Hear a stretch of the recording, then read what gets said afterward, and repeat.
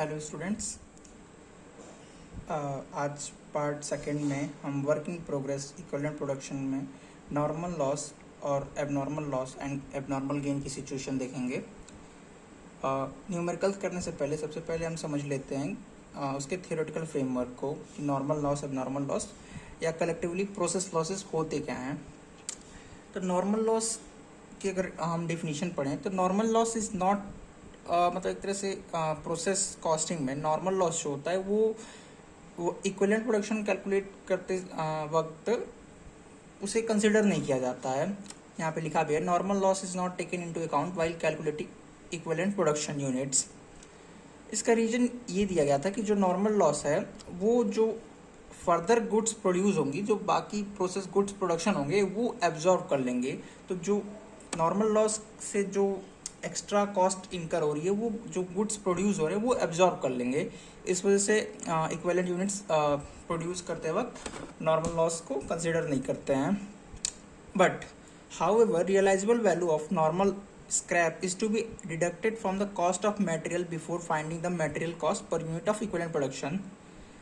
अभी हम न्यूमेरिकल करेंगे तो ये लाइन क्लियर हो जाएगी। वैसे ये यही कह रही है कि कह रही लाइन कि जो नॉर्मल लॉस से जो स्क्रैप जनरेट हो रहा है अगर उसको सेल करके कोई अगर वैल्यू जनरेट हो रही है या कोई अमाउंट हमें मिल रहा है तो उसको हम इक्विवेलेंट प्रोडक्शन कैलकुलेट करते वक्त डिडक्ट करते हैं। ठीक, नॉर्मल लॉस की सिचुएशन है। एबनॉर्मल लॉस की सिचुएशन देख लेते हैं हम। Abnormal loss is treated as 100% complete as regard to each element of cost.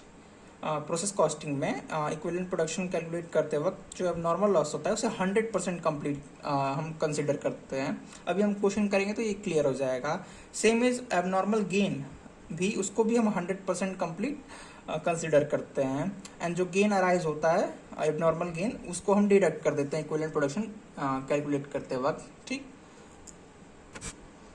ऊपर के थियोरेटिकल फ्रेमवर्क को हम न्यूमेरिकल के फॉर्म में समझते हैं। क्वेश्चन नंबर सेकेंड ये है।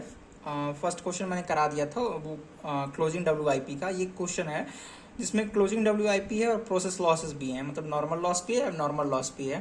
ठीक, तो सबसे पहले हम क्या करते हैं, क्वेश्चन पढ़ते हैं। During a month 2000 units of raw material were introduce at the rate ₹80,000 in process 1। मतलब 2000 यूनिट इंट्रोड्यूस की जा रही है रॉ मटेरियल जिसकी कॉस्ट है 80,000। ठीक, the normal loss was estimated to 5% of input. जो नॉर्मल लॉस है ये 2000 का 5% लॉस है। ठीक, इनपुट का ये 2000 इनपुट है और नॉर्मल लॉस यहाँ बताया जा रहा है कि 5% है इनपुट का। मतलब 2000 का 5% होता है, इसको हम कैलकुलेट कर लेते हैं। 2000 टू 5% 100 यूनिट्स, मतलब ये 100 यूनिट्स नॉर्मल लॉस है। ये फर्दर काम आएगा, इसको हम सर्कल कर लेते हैं। ठीक, आगे पढ़ते हैं। At the end of the month 1600 units were produced and transfer to next process. Month के एंड में 1600 यूनिट प्रोड्यूस की जाती है। ठीक, ये क्वेश्चन में गिवन है। और आगे क्या कहता है, और प्रोड्यूस की जाती है और ट्रांसफर भी कर जाती है नेक्स्ट प्रोसेस में। ठीक, और जो आगे क्वेश्चन कहता है कि 200 यूनिट्स वर इनकम्प्लीट। 1600 2000 इंट्रोड्यूस होती है, 5% इनपुट का नॉर्मल लॉस होता है, 1600 प्रोड्यूस होती है और ट्रांसफर भी जाती है और 200 यूनिट जो रह जाती है वो इनकम्प्लीट रहती है। ठीक, अभी इसको हम समझते हैं क्या हुआ। 2000 इनपुट है ये। ठीक, ये इनपुट है, इसमें से 5% मतलब 5% ऑफ 2000 हमने आगे कैलकुलेट किया था, मतलब 100 यूनिट। 100 यूनिट हो गई, नॉर्मल लॉस है ये नॉर्मल लॉस है। नॉर्मल लॉस है, ये कितनी यूनिट्स बची 1900। ठीक, अब उसमें से भी 1600 जो है वो फिनिश्ड है, मतलब वो ट्रांसफर हो जा रही है नेक्स्ट प्रोसेस में। तो इसको 1600 माइनस कर देते हैं, 300 बची कितनी 1600 हो जा रही है ट्रांसफर टू नेक्स्ट प्रोसेस। अब कितनी यूनिट्स बची 300 बची। 300 में भी क्वेश्चन कहता है कि 200 यूनिट इनकम्प्लीट है। 200 इनकम्प्लीट है, मतलब ये इनकम्प्लीट है, यानी कि ये क्लोजिंग स्टॉक है, क्लोजिंग WIP है। ठीक, अभी भी हमारे पास 100 यूनिट का बैलेंस रह जाता है। तो ये 100 यूनिट क्या है इसके बारे में तो कुछ नहीं लिखा है। तो बेसिकली इसको हम कंसिडर करते हैं कि 100 यूनिट जो है जो रह जा रही है ये एबनॉर्मल लॉस है, एबनॉर्मल लॉस। ओके ठीक, अभी यहाँ पे नॉर्मल लॉस है और ये एबनॉर्मल लॉस है। सो ये नॉर्मल लॉस तो गिवन था, एबनॉर्मल नहीं गिवन था, उसको हमने यूनिट्स को कैलकुलेट करके फाइंड आउट किया। होप आपको ये क्लियर हो गया होगा। ठीक, क्वेश्चन को आगे पढ़ते हैं। आगे कहता है क्वेश्चन कि मटेरियल जो है वो 100% कंप्लीट है, लेबर 75% कंप्लीट है, ओवरहेड 50% कंप्लीट है। मतलब जो फिनिश गुड्स हुआ है उस पर 100% पूरा मटेरियल लग चुका है, 75% लेबर लग चुका है और ओवरहेड जो है उस पर 50% लग चुका है। ठीक, cost of direct labour and production overheads incurred were 37,000 and 18,000। ये सारे एक्सपेंसेस दिए गए हैं। जो डायरेक्ट लेबर का एक्सपेंस 37,000 है और प्रोडक्शन ओवरहेड ये 18,000 है, ये एक्सपेंसेस है। ठीक, unit scraped realise eight ₹2 per unit. ये बता रही है लाइन, ये कह रही है कि जो नॉर्मल लॉस है, हमने नॉर्मल लॉस के थ्योरी में पढ़ा था कि अगर जो नॉर्मल लॉस को सेल करके अगर कोई वैल्यू रियलाइज होती है, नॉर्मल लॉस को सेल करके अगर कोई वैल्यू रियलाइज होती है तो उसको हम डिडक्ट करते हैं।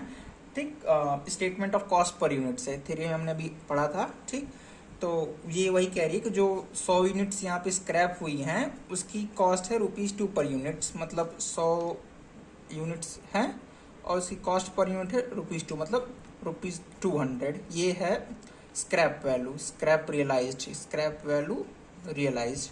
ठीक, ये वर्किंग नोट समझ लीजिए है, ये आगे काम आएगा। आगे हम क्वेश्चन प्रिपेयर आगे सॉल्व करते हैं और देखते सबसे पहले आगे हम statement of equivalent production prepare करेंगे। एक नोट करने लायक चीज़ यहाँ पे ये है कि ये कोई अकाउंट नहीं होता है, ये अगर आप पढ़ेंगे भी तो ये स्टेटमेंट होता है, एक तरह से ये प्रोफार्मा है, कोई फिक्स्ड फॉर्मेट नहीं है इसका। ठीक, तो इसको अकाउंट की तरह कंफ्यूज मत होइएगा कि अकाउंट है ये, इसका कोई फिक्स फॉर्मेट नहीं होता है। ठीक, तो ये स्टेटमेंट है, स्टेटमेंट ऑफ इक्विवेलेंट प्रोडक्शन। तो सबसे पहले हम इनपुट के कॉलम में लिखते हैं यूनिट्स इंट्रोड्यूस्ड, यूनिट्स इंट्रोड्यूस्ड। कितनी यूनिट इंट्रोड्यूस हुई थी? 2000, तो इसको हम 2000 यहाँ पे लिख देंगे। ठीक, अब क्या करेंगे? अब सबसे पहले हम क्वेश्चन को पढ़ते हैं। 2000 यूनिट इंट्रोड्यूस हो गई है, रॉ मटेरियल है। अभी आगे क्या लिखा है? Normal loss was estimated to 5% of input. तो अब हम नॉर्मल लॉस लिख लेते हैं, यहाँ पे ऐसे लिखते हैं नॉर्मल लॉस, ब्रैकेट में यहाँ पे एग्जामिनर के रेफरेंस के लिए लिख देते हैं 5% ऑफ इनपुट। अभी हमने कैलकुलेट किया था कितने थे नॉर्मल लॉस, 5% 2000 का 100। ठीक, तो यहाँ पे हम क्या करेंगे? इसके लिए मुझे आपको एक बार थियरी रिपीट करानी होगी। नॉर्मल लॉस की थियरी ये कहती है कि normal loss is not taken into account while calculating equivalent production. मतलब नॉर्मल लॉस की हम कंसिडर ही नहीं करते हैं इक्विवेलेंट प्रोडक्शन कैलकुलेट करते वक्त। तो हम क्या करेंगे यहाँ पे? नॉर्मल क्वेश्चन में हम यहाँ पे परसेंटेज कंप्लीशन लिखते थे, नंबर ऑफ यूनिट्स लिखते थे, पर यहाँ पे हम क्या करेंगे? कंसिडर ही नहीं करेंगे। तो यहाँ पे बेसिकली हम यहाँ पे डैश कर देंगे या 0 लिख देंगे। ठीक, डैश हो गया। आगे क्वेश्चन क्या कहता है? At the end of the month 1600 units were produce and transfer to next process. ठीक, तो सबसे पहले 1600 हम यहाँ पे लिख देते हैं फिनिश्ड आउटपुट 1600 ये हो गया। मटेरियल के रिस्पेक्ट में ये ठीक है, मटेरियल के रिस्पेक्ट में ये 100% कंप्लीट होगा क्योंकि फिनिश्ड है तो इस पर पूरा 100% मटेरियल लग चुका होगा, 100% लेबर लग चुका होगा और 100% ओवरहेड लग चुका होगा। यहाँ पे हम लिख देते हैं 1600। अभी क्वेश्चन को फिर दोबारा देखते हैं, ये हो गया। अब 200 यूनिट्स वर इनकम्प्लीट, तो ये क्लोजिंग WIP है, इसको यहाँ पे ऐसे लिख लेते हैं क्लोजिंग वर्क इन प्रोग्रेस। तो कितना है ये है 200। ठीक, इसकी परसेंटेज कंप्लीशन देख लेते हैं। मटेरियल के रिस्पेक्ट में ये 100% कंप्लीट है, लेबर के रिस्पेक्ट में 75% है, ओवरहेड के रिस्पेक्ट में 50% है। तो हम यहाँ लिख लेते हैं 200 है तो मटेरियल में 100%, 75%, 50%। 200 का 100% 200 हुआ, 75 150 हुआ और 50 100 हुआ। ठीक,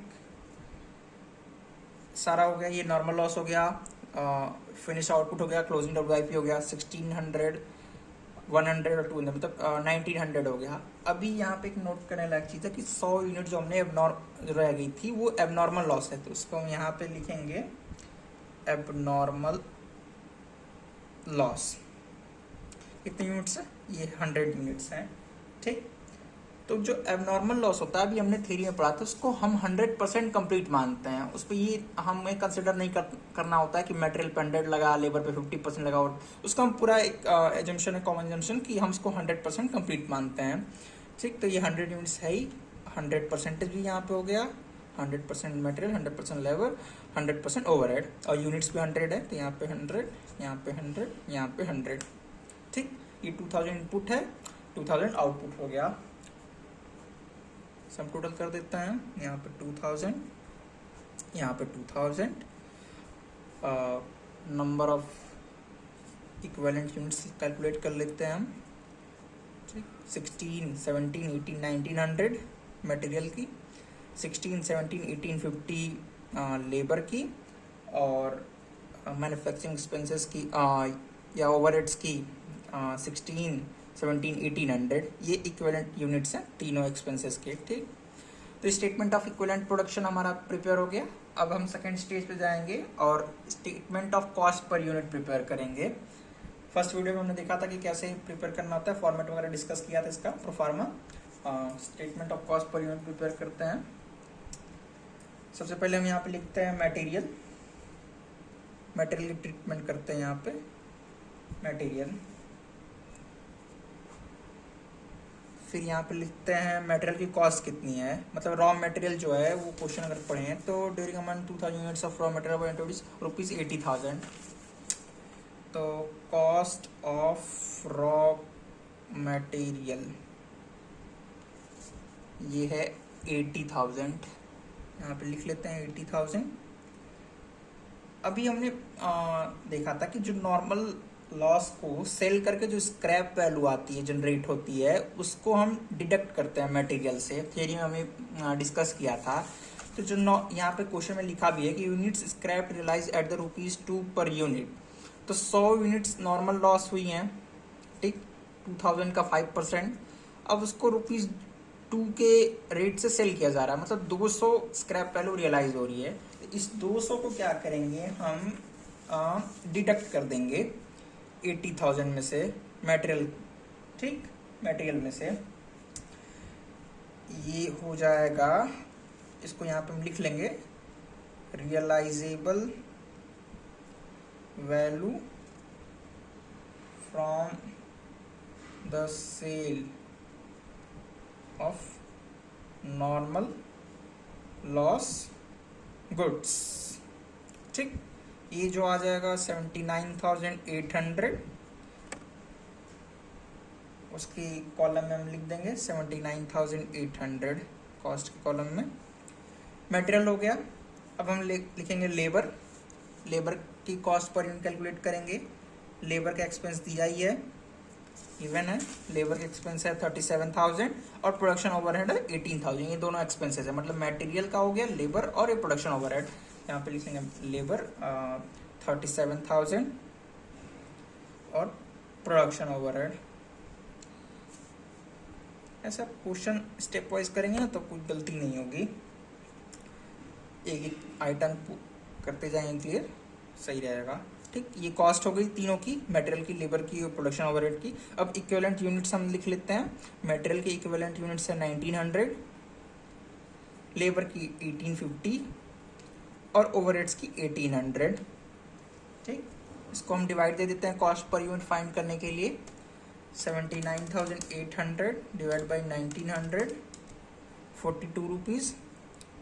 37,000 डिवाइड बाई 1850, 20 रुपीज़। और 18,000 डिवाइड बाई 1800, यह आ जाएगा ₹10। ठीक, इसको हम ऐड कर लेते हैं, टोटल कितना हो गया ये आ जाएगा टोटल 72 रुपीज़। ठीक, ये टोटल है स्टेटमेंट, सबकी इंडिविजुअल कॉस्ट भी आ गई और कॉस्ट पर यूनिट मतलब कॉस्ट पर यूनिट सबकी फाइंड हो गई, और ये टोटल कॉस्ट होगी 72 रुपीज़। ठीक, तो दो स्टेटमेंट प्रिपेयर हो गए, स्टेटमेंट इक्विवेलेंट प्रोडक्शन और statement of cost per unit. अब हम स्टेटमेंट ऑफ इवैल्यूएशन प्रिपेयर करेंगे, जो कि थर्ड स्टेज होता है। सो हमने स्टेटमेंट ऑफ इवैल्यूएशन और प्रोसेस अकाउंट का फॉर्मेट या प्रोफार्मा प्रिपेयर कर लिया है। सबसे पहले हम स्टेटमेंट ऑफ इवैल्यूएशन देखते हैं, इसमें क्या किया जाएगा। सबसे पहले स्टेटमेंट ऑफ इवैल्यूएशन में फिनिश आउटपुट जाएगी। ठीक, यहाँ पे लिखते हैं फिनिश्ड आउटपुट। ठीक, फिनिश आउटपुट कितना है, 1600 यूनिट्स है, क्वेश्चन हमने अभी देखा था ऊपर। और जो टोटल कॉस्ट होगी इसकी, इसको हमने फाइंड आउट किया था statement of cost per unit बना के। तो ये 42 मटेरियल, 20 लेबर और प्रोडक्शन 10 का टोटल जो है 72 है। तो इस 72 को हम 1600 से मल्टीप्लाई दे देंगे, तो फिनिश आउटपुट की कॉस्ट आ जाएगी। ठीक, तो मल्टीप्लाई बाई ₹72, 1600 मल्टीप्लाई बाई 72, ये आ जाएगा 1,15,200। इसको यहाँ पे हम लिख लेंगे इस कॉलम में 1,15,200। ठीक, इसके बाद हम फिनिश आउटपुट हो गया 1600 यूनिट्स। क्लोजिंग WIP लिख लेते हैं, closing working progress, material. First video देख लीजिएगा आप लोग रेफरेंस के लिए, अगर ये समझ में ना आ रही हो तो। मटेरियल, लेबर, ओवरहेड्स, तीनों एक्सपेंसेस हमने लिख लिया। ठीक, मटेरियल की कितनी इक्विवेलेंट यूनिट्स हैं, स्टेटमेंट ऑफ इक्विवेलेंट प्रोडक्शन खोलते हैं। तो मटेरियल की 200 यूनिट्स हैं। ठीक, ये यहाँ मटेरियल की 200, लेबर की 150 और ओवरहेड्स की 100। ठीक, तो ये क्लोजिंग WIP का इक्विवेलेंट यूनिट्स है। तो इसको हम यहाँ पे लिख लेते हैं, मटेरियल की 200 यूनिट्स, लेबर की 150 यूनिट्स, ओवरहेड के 100 यूनिट्स। इसको उसके इंडिविजुअल कॉस्ट से मल्टीप्लाई कर देंगे। इंडिविजुअल कॉस्ट हो जाएगी 42, 20 एंड 10। तो 42, 20 एंड 10, 200 को 42 से मल्टीप्लाई करते हैं 8400, 150 को 20 से मल्टीप्लाई करते हैं 3000 और 100 को 10 से करते हैं 1000। टोटल करते हैं इसको हम, और 12,400 आ रहा है ये। ठीक, फिनिश आउटपुट हो गया 1600 यूनिट्स। क्लोजिंग WIP हो गया, ये भी फिनिश आउटपुट की कॉस्ट 1,15,200, क्लोजिंग WIP कॉस्ट 12,400। यहाँ पे एक नोट करने लायक चीज़ है कि हमने अभी देखा था कि थ्योरी में एबनॉर्मल लॉस की, कि जो एबनॉर्मल लॉस होता है उसको हम स्टेटमेंट ऑफ इवैल्यूएशन प्रिपेयर करते वक्त कंसिडर करते हैं। तो हम यहाँ क्या करेंगे, एक और आइटम ऐड करेंगे, लिख के एबनॉर्मल लॉस। ओके, कितनी यूनिट्स हुई थी लॉस, 100 यूनिट्स। और जो इसकी कॉस्ट है, टोटल कॉस्ट लेते हैं, जैसे फिनिश आउटपुट में 72 रुपीज़ लेते हैं, इसी तरह इसमें भी 72 लेते हैं, 72। ठीक, इसको मल्टीप्लाई कर देते हैं 100 इंटू 72, 7200 आ जाएगा। ठीक, ये नोट कर लेते हैं, ये आगे काम आएगा हमें। तो स्टेटमेंट ऑफ इवैल्यूएशन प्रिपेयर हो गया। अब प्रोसेस अकाउंट प्रिपेयर करते हैं हम। तो प्रोसेस अकाउंट के ये फॉर्मेट, इसका अकाउंट है, फॉर्मेट है। डेबिट साइड में सबसे पहले हम क्या करते हैं, जो मटेरियल इंट्रोड्यूस हुआ है उसको लिखते हैं। तो लिखते हैं टू मटेरियल इंट्रोड्यूस्ड, इसकी कॉस्ट कितनी है 80,000। ठीक, कितनी यूनिट्स थी 2000। फिर लिखते हैं टू लेबर का expense and to overheads. Labour का एक्सपेंस हमने क्वेश्चन में देखा था 37,000 था और ओवरहेड्स का 18,000 था। ठीक, क्रेडिट साइड आते हैं। सबसे पहले हम यहाँ पे लिखते हैं नॉर्मल लॉस जो हुआ था, बाय नॉर्मल लॉस कितनी यूनिट्स हुई थी 100। तो यहाँ पे हम क्या करेंगे, नॉर्मल लॉस 100 हुई थी, अमाउंट की कॉलम में क्या करेंगे कि जो उसकी स्क्रैप वैल्यू थी, स्क्रैप रेट था ₹2, उसको मल्टीप्लाई कर देंगे नंबर ऑफ यूनिट से। तो 100 को ₹2 से मल्टीप्लाई करेंगे तो अमाउंट में 200 आएगा। ये नॉर्मल लॉस हो गया। ठीक, अब नॉर्मल लॉस, अब बाई अब नॉर्मल लॉस एलिमेंट, अब normal loss statement of evaluation से हम इसकी अमाउंट निकाल लेंगे। 7200 है, 7200 यूनिट से कॉलम में 100, then by closing WIP, closing WIP work in progress. कितना वर्क इन प्रोग्रेस है, 200 यूनिट्स है, हमने देखा था। इसकी कॉस्ट 12,400 है, स्टेटमेंट ऑफ इवैल्यूएशन प्रिपेयर करके आई है, देख सकते हैं आप। मटेरियल लेबर ओवरहेड्स यहाँ पे 200 यूनिट्स 12,400 बाई, अब क्या, अब लिखेंगे हम by transfer to next process account, next process account. Okay, कितनी यूनिट्स हो जाएंगी, 1600 यूनिट्स हो जाएंगी, क्योंकि ये 200, 300, 400, अब 1600, 2000 हो गई, ये भी 2000 हो गई, बैलेंस हो गया। इसकी कॉस्ट आएगी वही 1,15,200। प्रोसेस अकाउंट प्रिपेयर करते समय हमको statement of evaluation he consider करना होता है, उसी में जो कॉस्ट आई उसी को देख के यहाँ पे पुट कर देना होता है। यहाँ पे 2000 लिखा हमने, यहाँ पे 2000 लिखा, ऐड कर लेते हैं 80,000, 37,000, 18,000, 1,35,000। क्रेडिट साइड भी ऐड कर लेते हैं 200, 7,200, 12,400, 1,15,200, ये भी 1,35,000 आ जा रहा है। ठीक, मतलब हमारा क्वेश्चन सही है, दोनों साइड बैलेंस हो जा रहा है, debit credit. Okay, thank you all.